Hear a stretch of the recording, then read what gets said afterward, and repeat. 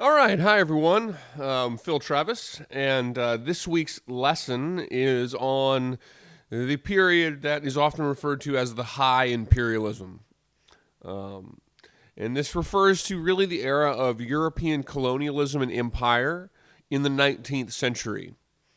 Um, so, a really important time when you consider the ultimate development of wars of decolonization in the 20th century, the Cold War, and actually the roots of some of the problems that we see in the world today are are often laid during this period of the high imperialism. And the high imperialism, this period in the 19th century, generally is associated with the most accelerated and widespread global imperialism and globalization that the world had ever seen. And it was driven by new technologies of locomotion, steam power, new forms of weaponry, the machine gun, new types of medicine like quinine, which prevented the onset of malaria. So, a very significant time and one that very much shaped the landscape of the world. So, real quick, definitions. It's important, if we're going to talk about imperialism and colonialism, it's important that we define them first. And I have a couple of long definitions here, and I'll read these to you, and then I'll kind of give you the short of these definitions. So, imperialism is frequently informal, meaning that it doesn't necessarily mean um, like direct control. It can be indirect. Um, and it can encompass control and domination of trade, other forms of exploitation from investment, um, without necessarily directly controlling them. So, imperialism really is a more loose term, a more indirect term, in which you can be imperial without actually colonizing. You can be imperial without actually physically taking possession of the political system of the place. By contrast, colonialism refers to political, social, economic, and cultural structures that enable imperial powers to dominate. So imperialism and colonialism are intertwined terms. Imperialism refers to effectively the ability to dominate um, a smaller people or a smaller place, dominate the political system, and to make some kind of advantage from it. It's a more general, it's a looser term. And colonialism is the act that's used to refer to basically the tool what facilitates that imperial nature.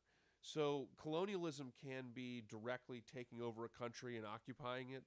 Colonialism could also be um, occupying a country long enough to create a leadership that would lead in your behalf. There are other forms of cultural colonialism. And actually, scholars today argue that when you look at the American West and the treatment of of the Native Americans in the West, that too was an example of colonialism. And that's a more broad definition of colonialism. You know, in the past, scholars had usually associated colonialism with the direct taking of a colony, a physical colony. Um, but um, we see imperialism and colonialism in more broad ways now, and they're very much intertwined terms. I hope that makes sense.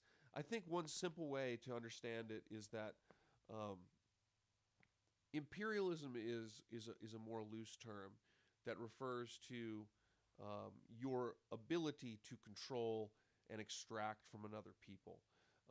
Colonialism refers effectively um, to the power structures that enable that domination to happen.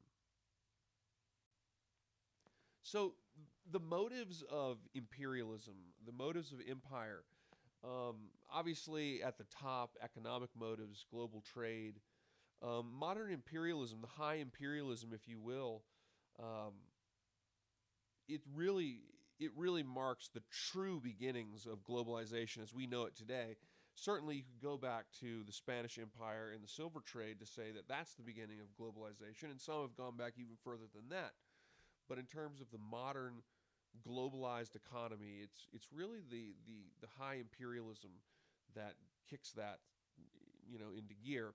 And it was motivated by largely European countries, though other countries like the United States and Japan get involved in the imperial process a little bit later in the game. But generally speaking, it was European, and the motives were primarily economic, raw materials, rubber, tin, copper, these types of things, foodstuffs as well. But there was also political factors. And what I mean by political factors are issues of national security, global security, so controlling sea lanes, competition with other European powers. During the High Imperialism, the age of the High Imperialism, which we're talking about the 19th century really, and the early 20th century, during this period, there's a tremendous amount of competition between nations to effectively vie for power in the world and through that power at home. So there's a lot of competition involved in the quest for colonies and the quest for empires. Um, and certainly the colonization of Africa was a great testament to that fact, as the British and the French really scrambled to colonize Africa in the 19th century, and the Germans so eager to, and the Italians to assert their own like power. Also colonized kind of late and took colonies that were of not tremendous significance outside of their the kind of um, global position that they provided for Germany and Italy. So it's also about geopolitics. It's about international competition amongst the imperial nations. International competition was one of the motivating factors for the establishment of an American empire when we took the Philippines and we annexed Hawaii and of course Puerto Rico and created an informal control over Cuba.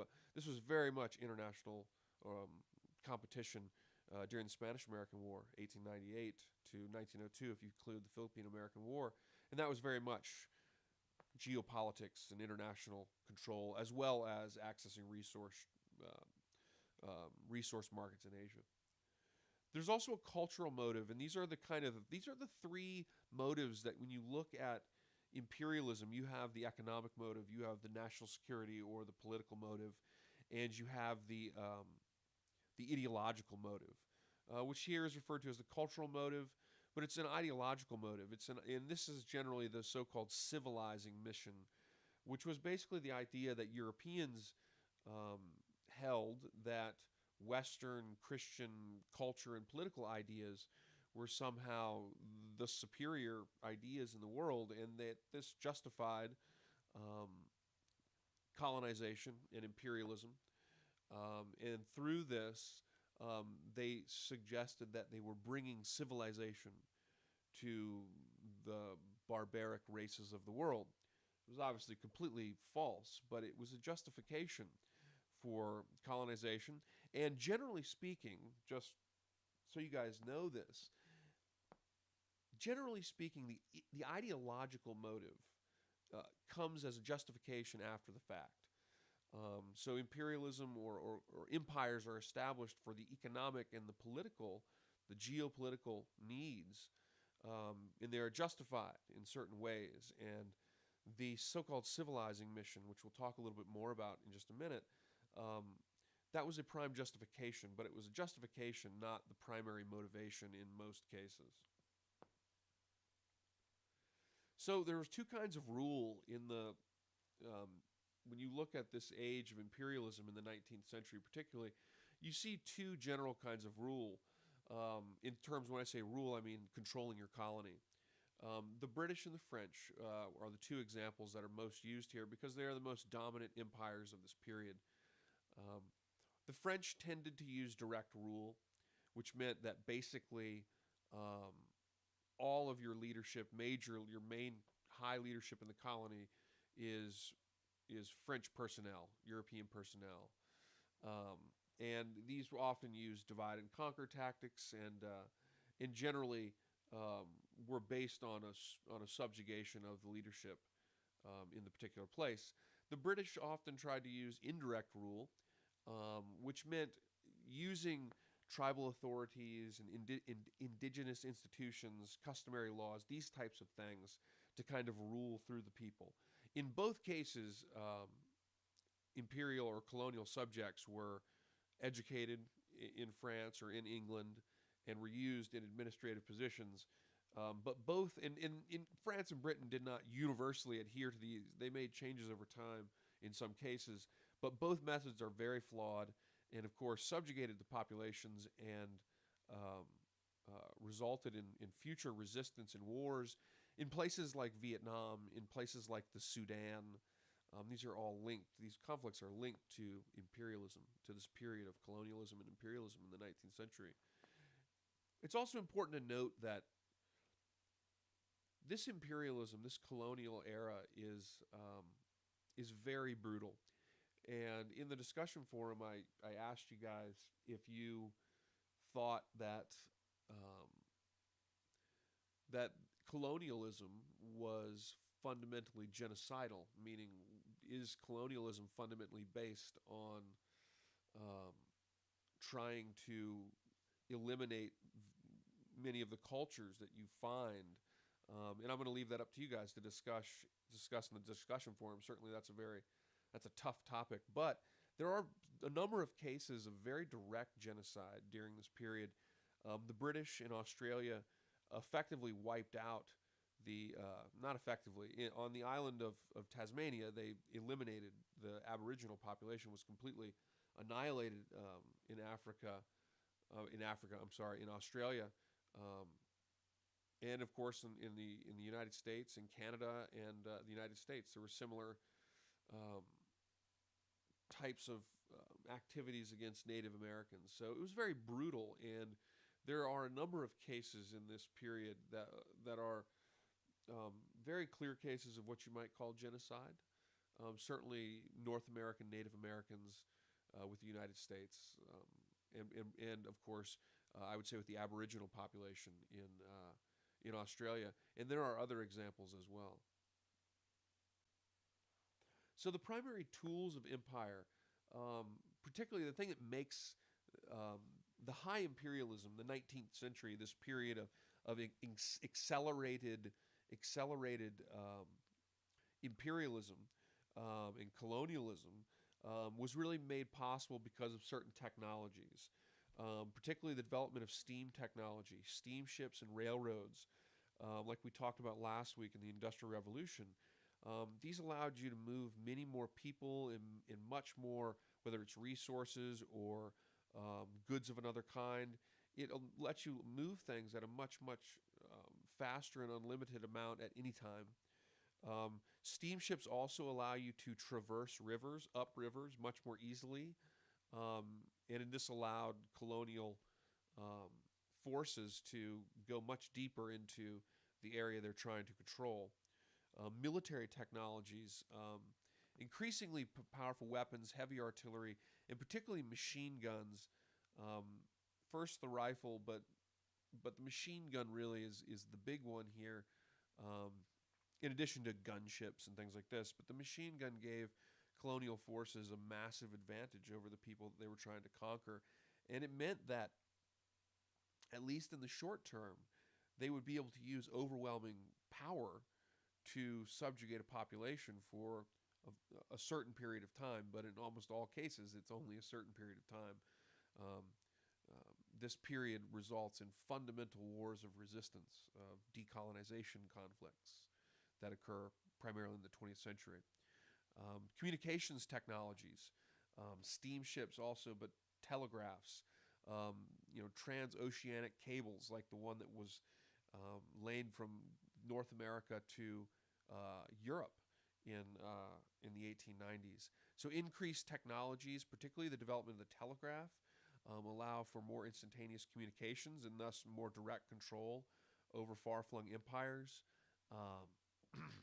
And of course, also, Europeans use language and legal structures to shape colonial societies, and this undermines indigenous populations. And this is something you can think about in the genocide question. Is like, does trying to, eliminate a culture by eliminating their, like, undermining their language or their legal structure, these types of things, does that also amount to some kind of of genocide? And you could look at just the basic definition in the dictionary to come up with the answer for that, or we can think more critically about it too. I think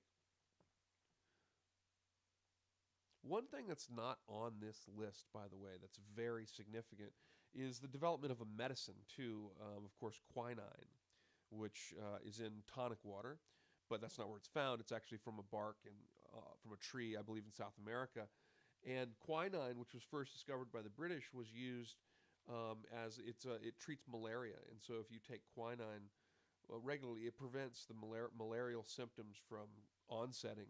And this really, really facilitated the colonization of developing of areas in the developing world, in the southern hemisphere, tropical areas in Africa, in Southeast Asia.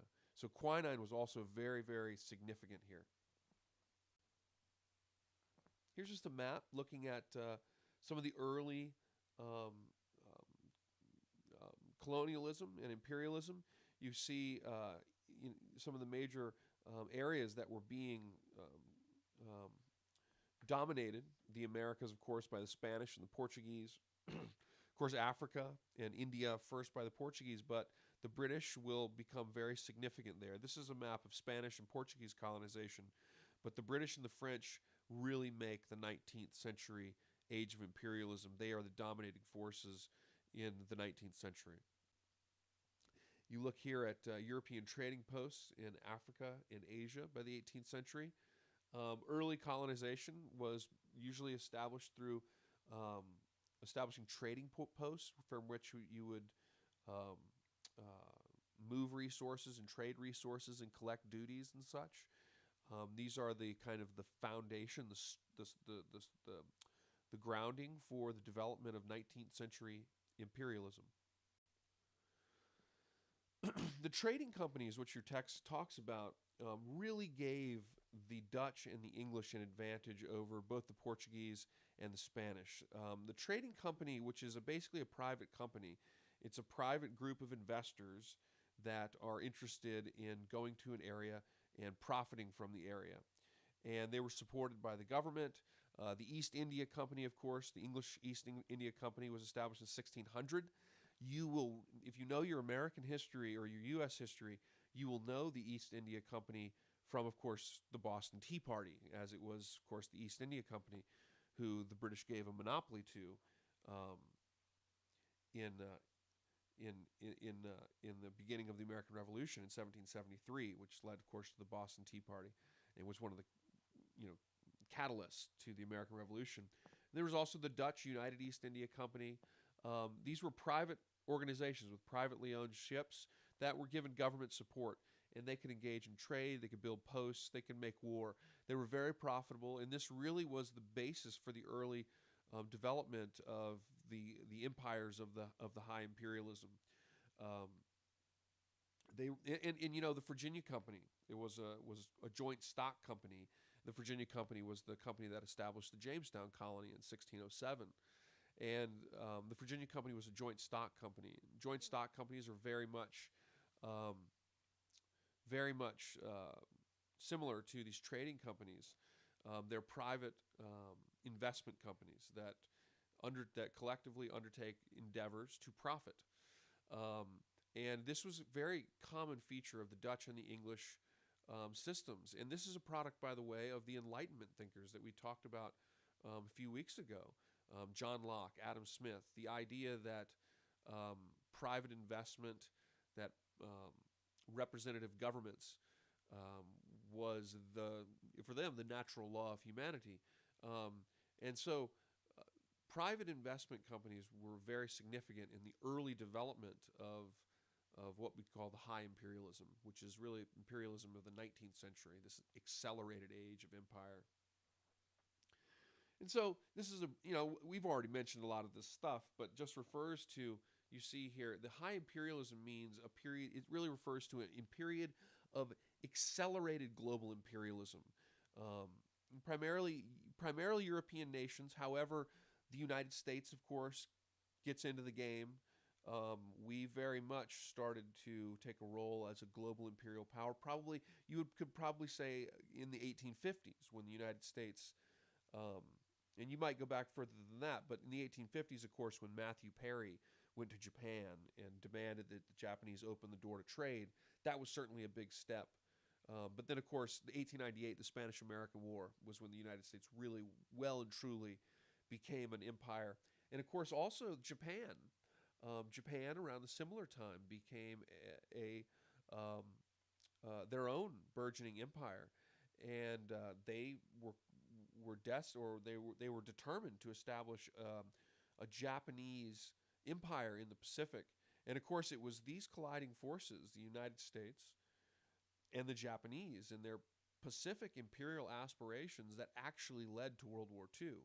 When you actually take perspective back, you actually realize that Japan and the United States were fighting a war that was the result of a direct confrontation of big empires. So they got into it too.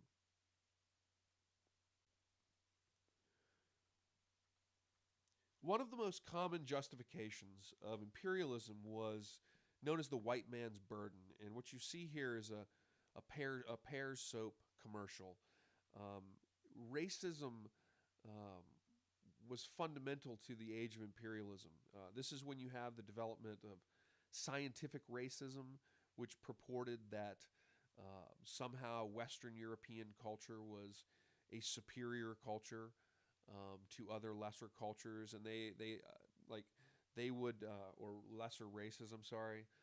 They would European pseudoscientists would ascribe characteristics and qualities to the different races of the world, the Asian races, the African races, and they were all, less than the Europeans, and the Europeans used this to justify their quote responsibility to bring civilization to these people. It was obviously wrong and very racist, but it was one of the ways that Europeans justified this, to bring their civilization. And this often included bringing religion to the so-called lesser peoples. And so, imperialism was fundamentally, and this goes back to the discussion question, imperialism was fundamentally based on altering indigenous cultures, because it was justified by the idea of civilizing them. And civilizing them meant imparting on them European systems of governments, European philosophies, European languages, European-based economic systems, European notions of justice, and so on and so forth, in economics. And so it was fundamentally based. Civilizing meant to Europeanize. And so it was fundamentally based on the idea of undermining and transforming indigenous cultures. So I want to just briefly look at one example and kind of show some of the points that I've been making at work. So this is Indochina, French Indochina. The French colonized this. This is, of course, you see obviously Laos and Cambodia, Thailand, and then, of course, the three-colored one, Cochin China, Annam, and Tonkin, that is all Vietnam. That's modern-day Vietnam, which, of course, if you guys know a little bit about history, you'll remember maybe a little bit about the Vietnam War. Maybe you've seen a movie about it or something. The Vietnam War was, of course, deeply rooted in French colonialism. So I wanted you to look at why is it that the French Empire, why does this come about? So let's look at this. It's really comes about because of the three reasons we already said. So the economic reason, right? The motive for trade, for resources and such. The competition element. The British and the Dutch, of course, the British were in Malaya, and of course the Dutch had colonized the Indies, and there's a tremendous amount of competition in the region amongst European powers. So certainly the French also do this because it's about competition amongst your European powers and controlling trade lanes and having control or influence in international power. So it has to do with that too. And it also has to do with, remember, the ideological component, religion, and of course also the white man's burden, or the civilizing mission, la civiltrice for the French, as they called it. They justified their actions initially on the basis of bringing Catholicism and Western civilization to Southeast Asia. And so the competition was, of course, with the British. The resource, there were more. There, I mean, there were tin. There was tin. There was coal. But one of the big resources was, of course, rubber. And Michelin Rubber was ultimately granted a monopoly over the rubber industry in Vietnam. And of course, Jesuit missionaries who sought to bring the Western ideas of religion and Christianity to Southeast Asia. This is an image of an early French steamer, early era colonialism in Southeast Asia. And this is the Mekong River Delta that you would be looking at. This is the Mekong. The Mekong is down in the blue near Cochin, China. So this is the Delta region. And the steamship, this new technology, really was able to move up the Mekong River very well. It gave them, it's a very complex delta, but a lot of different areas of it. But the French were able to access it very easily with steam technology. So in 1862, the French took Saigon, and Vietnamese who have a deep nationalist or a deep ethnic tradition. They are strongly nationalist, and they fought the French quite a bit. And the French ultimately use force to crush the Vietnamese resistance. They impart direct rule. They also try to assimilate the Vietnamese leadership Vietnamese to French culture. They send many Vietnamese back to France to be educated, and those who are resisting are crushed with brute force. And the image that you're seeing here, these are obviously severed heads of Vietnamese during the French imperial period. And this was a postcard that would be sent back to, in some cases, maybe even like a girlfriend in France. This was all okay. This was all justified because the imperial process was fundamentally racist. It was fundamentally based on racial views. And so the individuals here were considered subhuman, effectively. The result of this reality was, one, Vietnamese nationalism. And this is, of course, you see this kind of case in many other areas of the world in the imperial process. And some areas you find more resistance than others. But the Vietnamese resisted the French and became staunchly nationalistic. And, of course, these are the roots of the Vietnam War. The Vietnam War, the American Vietnam War, began first as the French Indochina War. It was a colonial war that began after World War II. And the people who we fought in the Vietnam War and the French fought were nationalists who sought to kick out the French imperialists who were effectively, at that time, leading through assimilated French-educated aristocrats in Vietnam. So you had these two ruling classes. You have development of nationalists who were going to resist, and you have the development of a French-educated Catholic ruling class in Vietnam, of Vietnamese individuals.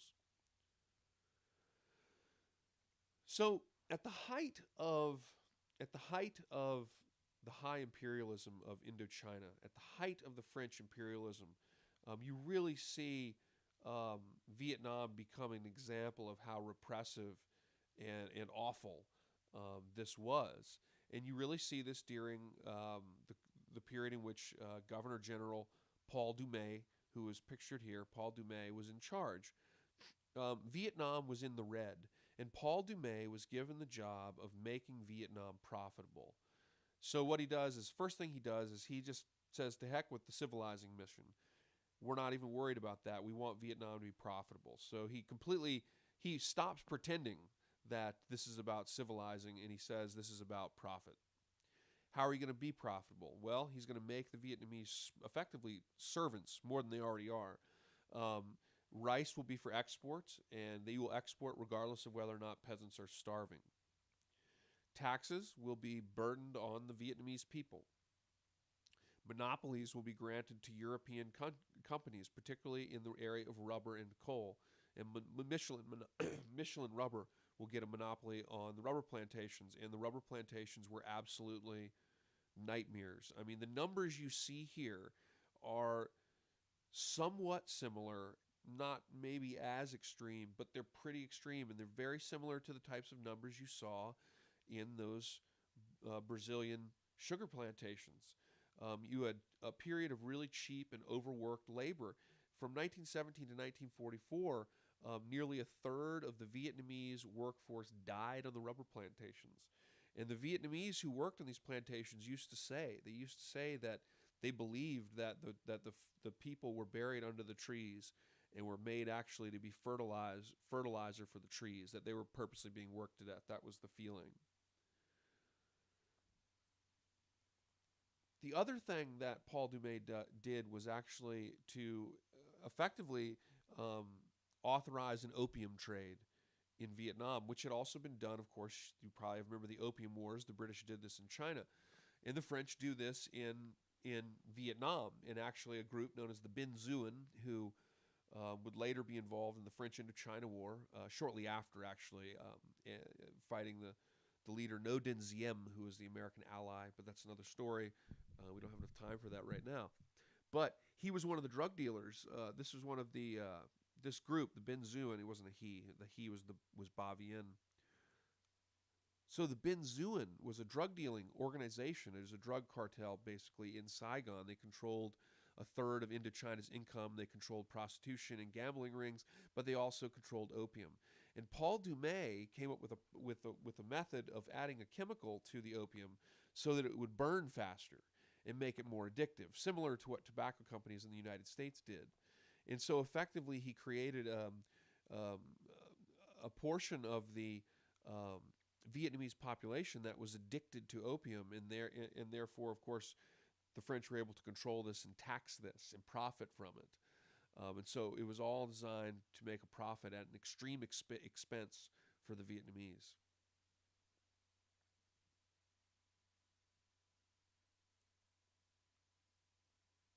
That last statement there, it really speaks for itself. I think the point's already made. So last slide. And I'm using Vietnam as an example. There's many other examples you could point to, and that's another thing I'd like you to do this week is to find an example of a 20th century war that was based in colonialism during the High Imperialism. National resistance, Pham Boi Chau, pictured here. He was born in the same province of Vietnam as Ho Chi Minh, pictured, which is right here in the red. It's the Nong An province. And it's here that you really see the origins of the American Vietnam conflict and, of course, the French Vietnam conflict before it.